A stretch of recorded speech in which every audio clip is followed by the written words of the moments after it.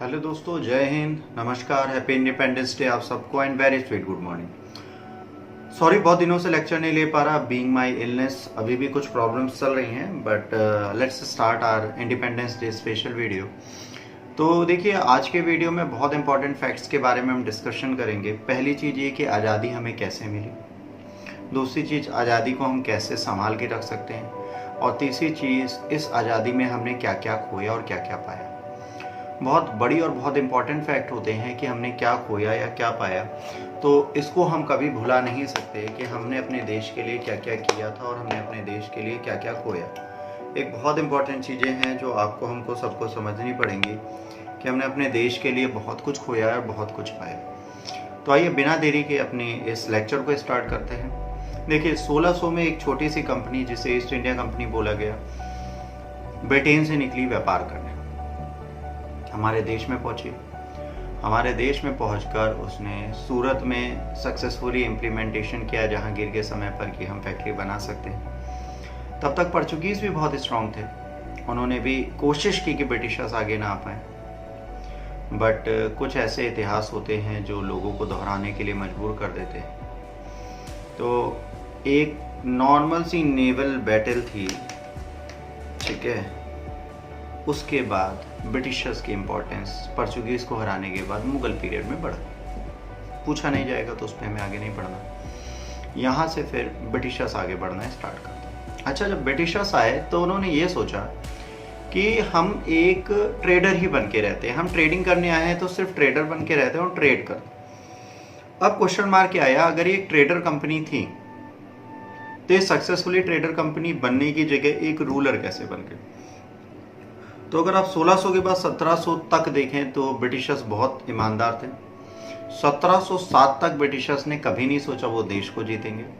1707 में जब औरंगजेब की डेथ हुई है, उसके बाद ब्रिटिशर्स ने देखा कि यहाँ पर कौन सी सुप्रीम पावर है जो सेंट्रली रूल करेगी। देखिए, आपको एक चीज़ बताएं कि जब हम सेंट्रली रूल करने की बात करते हैं तो दो तीन चीज़ें हमारे सामने एकदम आती हैं। पहली कि अगर ये देश बहुत स्ट्रांग है तो जाहिर सी बात है एक रूल चलेगा, तो ब्रिटिशर्स पूरे इंडिया में इजीली रूल कर सकते हैं अगर कोई सेंट्रलाइज गवर्नमेंट है। बट अगर कोई सेंट्रलाइज गवर्नमेंट नहीं है तब ये लोग क्या करेंगे। तो वहाँ पे क्वेश्चन मार्क आ जाता है कि भैया व्हाट नेक्स्ट। तो इस क्वेश्चन मार्क को बदलने के लिए उन्होंने पहले मराठों को देखा, कुछ रीजनल किंगडम्स को देखा, बट जो फरमान वो लेके चल रहे थे मुगलों का, उसे कुछ लोग मानते थे, कुछ नहीं मानते थे। फिर अब्दाली साहब का बैटल आया, 1761 में मराठा भी हार गए। तब इनको ये समझ में आ गया इस देश को चलाने के लिए हमको खुद कुछ करना पड़ेगा। फिर 1757 में जब बैटल ऑफ प्लासी हुई और ये इत्तेफाक से जीत गए कॉन्स्पिरेसी करके, तो इनको ये एहसास हो गया कि इस देश को जीतना बड़ा आसान है, इस देश में जीतना बहुत आसान है, इस देश को हम आराम से कैप्चर कर सकते हैं। बंगाल को उन्होंने जब कैप्चर किया तो उस टाइम पे इन्होंने बैठा दिया मीर जाफर साहब। मीर जाफर से ज़्यादा सेटिस्फाई नहीं हुए तो इन्होंने बैठा दिया थोड़े दिनों बाद मीर कासिम को। फिर मीर कासिम इनकी आइडियोलॉजी से सेटिस्फाई नहीं हुए तो उन्होंने बंगाल में जो बाकी इंडियंस थे उनको भी फ्री ट्रेड का अधिकार दे दिया। इंग्लिश को ये अच्छा नहीं लगा, उन्होंने अपनी कैपिटल भी शिफ्ट कर दी मुर्शिदाबाद एंड ऑल से। थोड़े दिन बाद उनको अच्छा नहीं लगा तो उन्होंने क्या किया, कासिम को हटा के फिर से जाफर को बैठा दिया। अब कासिम साहब चले गए अवध। 1761 में अवध के नवाब कासिम साहब और शाह आलम साहब ने मिलकर लड़ाई की। किसके खिलाफ? ब्रिटिशर्स के खिलाफ। इस बैटल में भी उनको हारना पड़ा और ब्रिटिशर्स जीत गए। ट्रीटी ऑफ इलाहाबाद होती है। ट्रीटी ऑफ इलाहाबाद के बाद दीवानी और फौजदारी दोनों राइट्स इनको मिल जाते। दीवानी राइट सिर्फ अगर मिलते तो सिर्फ टैक्स कलेक्ट करते, बट आज सुरक्षा के भी राइट मिल जाते हैं, तो इनको सारे राइट्स मिल जाते हैं। Awadh, Bengal and Orissa, 3 fertile region हमारी कंट्री के उनके हाथ में आ जाते हैं। अब उनकी कंडीशन आगे बढ़ती है। आपकी सारी स्लाइड्स लाइन बाय लाइन चलती जा रही है, आप ध्यान से देखते रहिएगा। वो आगे बढ़ते हैं। अब ब्रिटिशर्स को समझ में आ जाता है अब वो इंडिया पे रूल कर सकते हैं, तो वो 3 सेटलमेंट लाते हैं, रैयतवाड़ी, परमानेंट एंड महालवाड़ी। ये 3 सेटलमेंट्स लाते हैं और इन 3 सेटलमेंट्स को सामने डाल देते हैं। अगली स्लाइड में आपको इन तीनों के बारे में बेसिक डिफरेंस और किसने इंट्रोड्यूस किया उसकी इमेज मिल जाएगी, आप देख लीजिए। रैयतवाड़ी, महलवारी और ये लाने के बाद उनको रेवेन्यू कलेक्शन की प्रॉपर आइडियोलॉजीज दिखने लगती हैं और चीज़ें करने लगते हैं। उसके बाद जब आप और थोड़ा आगे बढ़ेंगे तो जाहिर सी बात है, जब कोई भी फार्मर और कोई भी आर्टिशियन अपनी अर्निंग नहीं कर पाएगा और उसकी कंडीशन ख़राब होती रहेगी, तो उसको दो चीज़ें समझ में आएंगी। पहली ये कि हम अपने देश को कैसे बचाएं, दूसरी ये कि हम खुद को कैसे बचाएं।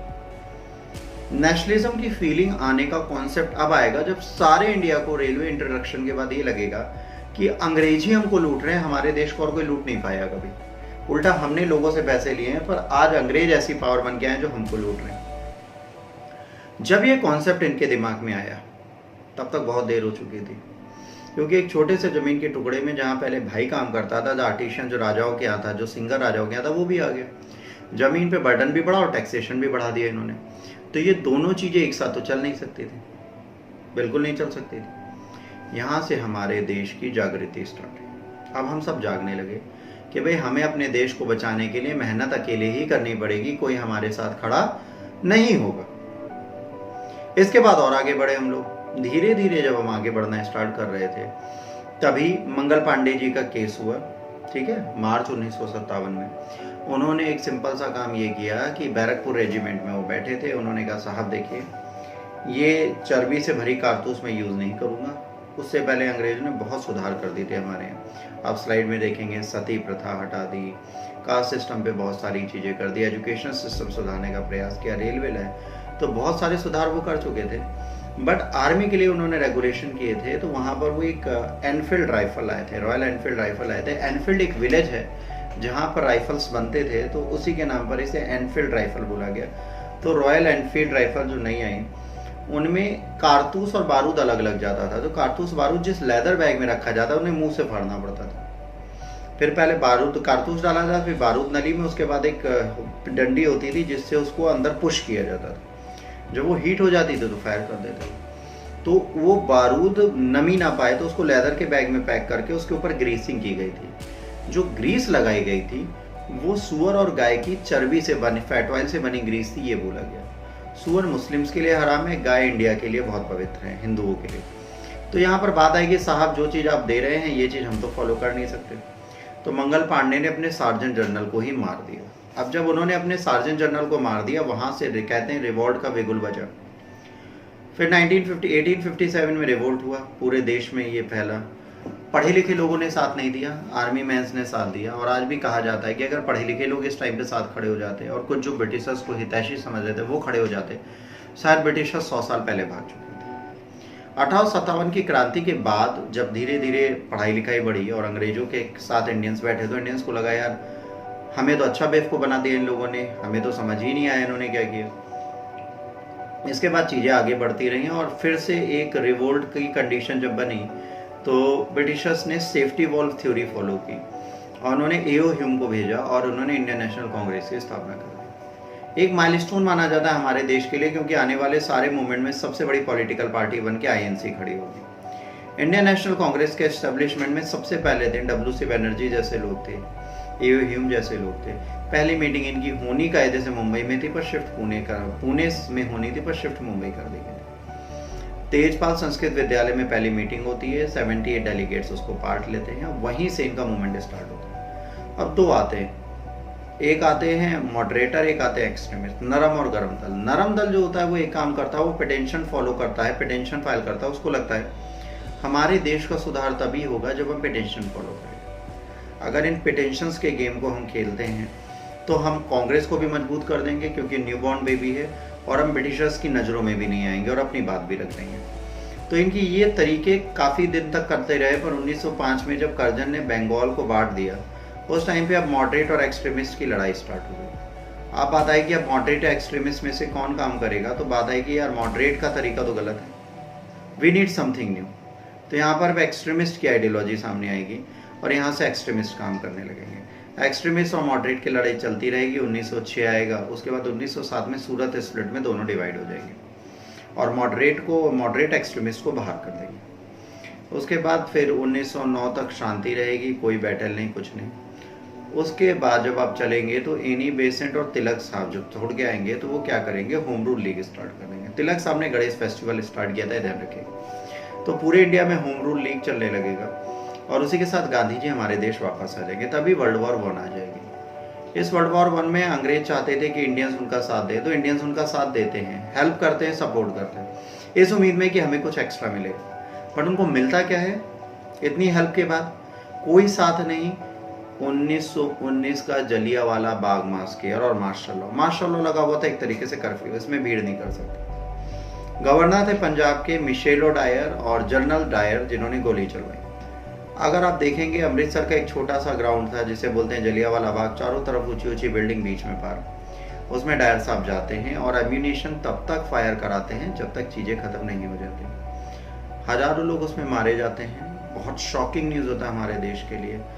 हम सबकी आंखों में आंसू आते हैं। यहीं से भगत सिंह के पैदा होने की कहानी भी स्टार्ट होती है। गांधी जी को भी बुरा लगता है, तो गांधी जी कमिटमेंट करते कि 1 साल में स्वराज मिल जाए, और वो स्टार्ट करते हैं असहयोग आंदोलन, non corporation movement. Gandhi ji का नॉन कॉर्पोरेशन मूवमेंट बहुत अच्छा चलता है, लोगों में उत्साह होता है। जलियांवाला मास्केयर हो चुका था, हंटर कमीशन भी उनको क्लीन चिट दे देता है, जो लागू किया जाता है। ये भी स्लाइड में हम देख लीजिएगा। हंटर कमीशन के जाने के बाद फिर Gandhi ji non corporation movement जैसे अनाउंस करते हैं, लोग बढ़ चढ़ के पार्ट लेते हैं। आपको कई स्लाइड और वीडियो लाइन से मिलेंगे। बट प्रॉब्लम ये थी कि 1 साल से 2 साल बीत जाते हैं, बट चीज़ें जो अंग्रेजों से मांगी गई थी वो नहीं मिलती। तो गांधी को लगता है कि यार मूवमेंट अब ज़्यादा लंबे समय तक चलाने का कोई फ़ायदा नहीं है। अगर ये ज़्यादा लंबे समय तक चलेगा तो फिर चीज़ें सेटल नहीं हो पाएंगी। तो यहाँ पर महात्मा गांधी मूवमेंट वापस लेना चाहते हैं। इसी टाइम पे फरवरी 1922 में चौरी चौरा कांड हो जाता है। और उस चौरी चौरा कांड के बाद हम नॉन कॉर्पोरेशन मूवमेंट वापस ले लेते हैं। गांधी जी को जेल में डाल दिया जाता है। इसी टाइम पर उनके सारे वर्कों से एक वर्क अलग करने की बात होती है, इलेक्शन में पार्ट लेना। तो कांग्रेस मना कर देती है। मोतीलाल नेहरू और चित्तरंजन दास जी कांग्रेस के अंदर ही एक पार्टी बनाते हैं जिसे स्वराज पार्टी बोलते हैं, और इलेक्शन में पार्ट लेते हैं। बाद में गांधी जी आके उसको मिला देते हैं। 1919 के एक्ट में बोला था 10 साल बाद रिव्यू करेंगे पार्लियामेंट्री रिफॉर्म्स के लिए। तो यहाँ पर 10 साल बीतने से पहले 1927 में सर साइमन कमीशन आते हैं। सर साइमन कमीशन में प्रॉब्लम ये थी कि कोई भी इंडिया नहीं रखा गया, तो इसका सब बाइकआउट करते हैं। All over India go back Simon के स्लोगन मिलेंगे। आप देख लीजिएगा, पूरे इंडिया में उसके अगेंस्ट में लोग बढ़ रहे हैं। तो बहुत सारी इमेजेस आपको अभी इसमें चलती हुई मिलेंगी, उससे आपको एक ग्लिम्स मिल जाएगी कि उस टाइम पे क्या हुआ होगा। साइमन कमीशन के टाइम पर कौन मर जाता है? लाला जी मर जाते हैं। लाला जी को लाठी लग जाती है, लाला लाजपत राय जी को, एंड ही डाइड। तो बहुत बड़ा शॉकिंग न्यूज़ होता है देश के लिए। और इसके बाद चीज़ें बदलने की कोशिश होती है। महात्मा गांधी बैठते हैं। इस टाइम तक भगत सिंह अपना काम कर चुके होते हैं, लोगों को मार चुके होते हैं जिनको मारना होता है, और वो जेल में होते हैं। उनको फांसी की सज़ा दे दी जाती है। Sukhdev Rajguru. Gandhi ji civil disobedience movement start करते हैं। नमक कानून के अगेंस्ट डांडी मार्च करते हैं। डांडी मार्च एक हिस्टोरिकल इवेंट है हमारी कंट्री का। आप देखेंगे इमेज में दिख जाएगा। डांडी मार्च में कम फॉलोअर से पूरे देश को इनके पीछे फॉलो करा दिया था हम लोगों ने। डांडी मार्च खत्म होता है और नॉन कॉर्पोरेशन मूवमेंट चल रहा है। इंडिविजुअली हर बंदा अपने अपने क्षेत्र में बैठता है और लोगों को लेके घूमता है। तो चीज़ें बहुत स्ट्रेंथन और स्ट्रॉन्ग चल रही थी। इसी टाइम पर फर्स्ट राउंड टेबल कॉन्फ्रेंस होती है जिसमें इंडियन नेशनल कांग्रेस नहीं जाती। इरविन पर बहुत ज़्यादा बर्डन होता है। इरविन से कहा जाता है कि भाई गांधी जी को आप भेजिए। महात्मा गांधी जी को भेजा जाता है अगली राउंड टेबल कॉन्फ्रेंस में, गांधी इरविन पैक्ट समझौते में, जिसमें भगत सिंह सुखदेव राजगुरु की फांसी नहीं माफ़ करा, पर बाकी सारी चीज़ें उन्हें मिल जाती हैं। सेकेंड राउंड टेबल कॉन्फ्रेंस में जब जाते हैं तो वो सेकेंड राउंड टेबल कॉन्फ्रेंस में अब क्या है, कास्ट का और धर्म का कार्ड खेला जाता है, जो दुनिया में सबसे गलत है। ये कास्ट और धर्म का कार्ड खेलते हैं, और इस कास्ट और धर्म में ये क्या करते हैं, अब ST SC को भी रिजर्वेशन की जगह सेपरेट इलेक्टोरेट देते हैं। गांधी जी यहीं बिखर जाते हैं। गांधी जी बीच में राउंड टेबल कॉन्फ्रेंस छोड़ के हमारे देश वापस आ जाते हैं। और जब गांधी जी वापस आते हैं तो इनसे कहा जाता है कि भाई ये आपने गलत किया। इनको जेल डाल दिया जाता है, पुणे की यरवदा जेल। अंबेडकर साहब आते हैं। अंबेडकर साहब गांधी जी से मिलते हैं। गांधी जी उनको समझाते हैं और कहते हैं तुम रिजर्वेशन ले लो, हिंदू हिंदू नहीं बढ़ सकते। तो उनको पूना पैक्ट में गांधी और अंबेडकर साहब का एक एक्ट होता है, कॉन्ट्रैक्ट होता है, अनुबंध होता है, जिसमें लिखा होता है कि आपको रिजर्वेशन दिया जाएगा। और थोड़ा आगे बढ़ते हैं तो वर्ल्ड वॉर की सिचुएशन आ जाती है। थर्ड राउंड टेबल कॉन्फ्रेंस के बाद 1935 का एक्ट आता है। उसके बाद वर्ल्ड वॉर आ जाती है 3 साल में। उसी वर्ल्ड वॉर के टाइम पे सुभाष चंद्र बोस 2 बार क्या करते हैं, कांग्रेस के प्रेसिडेंट बनते हैं। पर दूसरी बार जब इलेक्ट होते तो पटब्बी सीतारमैया राजू के अगेंस्ट गांधी जी सपोर्ट कर रहे थे सीतारमैया राजू, और गांधी जी की एक आदत थी, अगर उनको कोई नहीं मानता तो उसको खत्म कर देते। सुभाष चंद्र बोस के पीछे पड़ गए। सुभाष चंद्र बोस ने कहा मैं देश हित के लिए काम करना चाहता हूँ, तो मुझे आपकी पार्टी की जरूरत नहीं। वो फॉरवर्ड ब्लॉक एस्टेब्लिश करते हैं, बट तब भी पीस नहीं मिलती तो वो देश छोड़ के चले जाते। इस टाइम पर कहीं ना कहीं सुभाष चंद्र बोस जब निकल जाते हैं, हिटलर से मिलते हैं और चीज़ें करते हैं, तो वो कोशिश करते हैं देश हित के लिए कुछ कर पाएँ और चीज़ों को सेटल कर पाएँ, तो उसी प्रयास में लग जाते हैं। फिर जर्मनी का साथ लेते हुए जापान जाते हैं, जापान से मदद मांगते हैं। आज़ाद हिंद फौज जितने भी वॉर प्रिजनर ऑफ वॉर होते हैं उन सबको वो इंडियंस को दे देते हैं। उसके साथ वो आज़ाद हिंद फौज बनाते हैं और अपने देश को आज़ाद कराने की कोशिश में लग जाते हैं। इधर वर्ल्ड वॉर की सिचुएशन में ब्रिटिशर्स चाहते हैं कि इंडिया उनका साथ दे, तो वो क्रिप्स साहब को भेजते हैं। क्रिप्स साहब कहते हैं कि अभी आप हमारा साथ दीजिए, फिर हम आपको डोमिनियन स्टेटस देंगे। तो गांधी जी कहते हैं भाई जिसका खुद बैंक डूब रहा है वो हमको पीडीसी दे रहा है, पोस्ट डेटेड चेक दे रहा है। तो क्रिप्स प्रपोजल अनसक्सेसफुल हो जाता है। धीरे धीरे कई सारे प्रपोजल आते हैं, बाद में कैबिनेट मिशन प्लान भी आता है, जो भी हम रिजेक्ट कर देते हैं कि उसमें पाकिस्तान की डिमांड नहीं होती। लास्ट में जब ये आपका क्विट इंडिया मूवमेंट डू और डाई सब चल के ख़त्म होता है, उसके बाद एक नेवल म्यूटनी भी होती है। इंडियन नेशनल कांग्रेस को देखते हुए हमारे देश में, इंडियन नेशनल आर्मी को देखते हुए हमारे देश की जो रॉयल नेवल आर्मी होती है वो भी म्यूटनी कर देती है। उसके अगेंस्ट भी कोर्ट मार्शल करके उनके ऊपर केस चलाया जाता है। दिल्ली में हिस्टोरिकल केस चलता है आज़ाद हिंद फौज और नेवल म्यूटनी के अगेंस्ट जो ऑफिसर्स होते हैं उनके खिलाफ, जिसमें जवाहरलाल नेहरू जैसे वकील लड़ते हैं और इंडिया के फेवर में डिसीजन जाता है, क्योंकि देश छोड़ना होता है ब्रिटिशर्स को, वो इनके अगेंस्ट नहीं खड़े हो सकते थे। यहाँ से देश की आज़ादी की कहानी लिखी जानी स्टार्ट हो जाती है। लॉर्ड माउंटबेटन को भेजा जाता है सबसे लास्ट में, कहा जाता है यार इस देश के सारे डिस्प्यूट क्लियर करके। वो आते ही कहते हैं कि चलिए इस देश का करते हैं बंटवारा।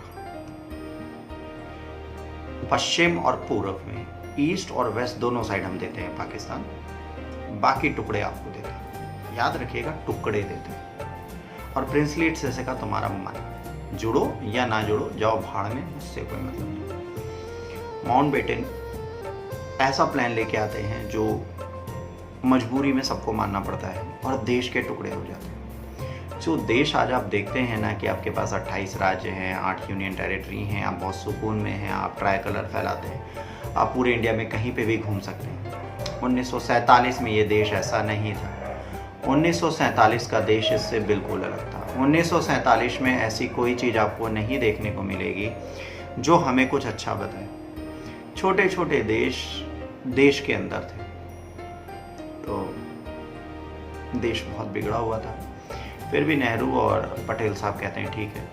यहाँ पर महात्मा गांधी का रोल थोड़ा आपको डिस्प्यूटेड लगेगा। महात्मा गांधी इंडिया पाकिस्तान का बंटवारा नहीं चाहते थे, और इसके बाद वो बंगाल में जब से डायरेक्ट एक्शन डे हुआ था तब से वो बैठे थे और गांव में बैठकर शांति ला रहे थे। जहां महात्मा गांधी में पीस होती थी, 14 अगस्त 1947 की रात जब 15 अगस्त को हिस्टोरिकल स्पीच हमारे जवाहरलाल नेहरू जी ने दी है, वो भी आपके वीडियो में होगी। उस स्पीच के समय भी महात्मा गांधी आज़ादी का जश्न नहीं मना रहे थे, वो लोगों को मरने मारने से रोक रहे थे। तो इस तरीके की शख्सियत थे महात्मा गांधी। हमारा देश 1947 में बंटवारे के साथ आज़ाद होता है, जिसके लिए माननीय मोदी जी ने कहा कि हर 14 अगस्त को हम बंटवारा दिवस बनाएंगे, पार्टीशन डे, जिस दिन लाखों लोग मारे गए।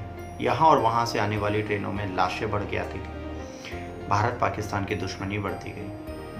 यहाँ से इतिहास थोड़ा बदला। 1948 में हमें पहली लड़ाई लड़नी पड़ी, फुल फ्लैश वॉर नहीं थी पर पाकिस्तान के साथ हमें लड़ना पड़ा। फिर 65 में लड़ना पड़ा, 71 में, फिर 99 में, और आज भी क्लैशेस हमारे चले। इस देश की सबसे बड़ी व्यथा ये रही है कि हम बने तो हैं आज़ादी पाने के लिए, पर इस आज़ादी को बचाने के लिए हम क्या करते हैं वो बहुत काउंट करता है। आज इस 15 अगस्त को मैंने आपको एक ग्लिम्स दिया अपने देश की आज़ादी का। मैं आपको एक चीज़ ज़रूर कहूँगा, इस देश की मट्टी में बहुत कुछ बसा है, कहीं खून बसा है, कहीं पसीना बसा है। तो इस मट्टी की खुशबू को जब आप अपने जिस्मो जहां में बसा लोगे ना, इस देश को छोड़कर आप कहीं नहीं जाओगे। तो इस देश का सम्मान आपको रखना है, मान आपको रखना है, और इस देश को आगे भी आप ही को बढ़ाना है। आपका देश आपके हवाले है। आर्मी दिन रात मदद करती है आपको बचाने के लिए। हमारे नेता और अफसर घूस खा के इस देश को बर्बाद करते हैं। जिस दिन आप अपने व्यक्तिगत हित को छोड़कर देश के हित के बारे में बात करेंगे, ये देश सुधर जाएगा। 15 अगस्त के दिन खुद से कमिटमेंट करिए आप खुद से कितने सुधरे हुए हैं, क्योंकि दुखी रहने वाला तो सुखी हो सकता है पर दूसरों को दुख देने वाला नहीं। आज के लिए इतना ही। अगर आपको 15 अगस्त के दिन दिया गया वीडियो अच्छा लगे तो प्लीज़ लाइक शेयर सब्सक्राइब करिए। नेक्स्ट वीडियो तक के लिए जय हिंद, वंदे मातरम।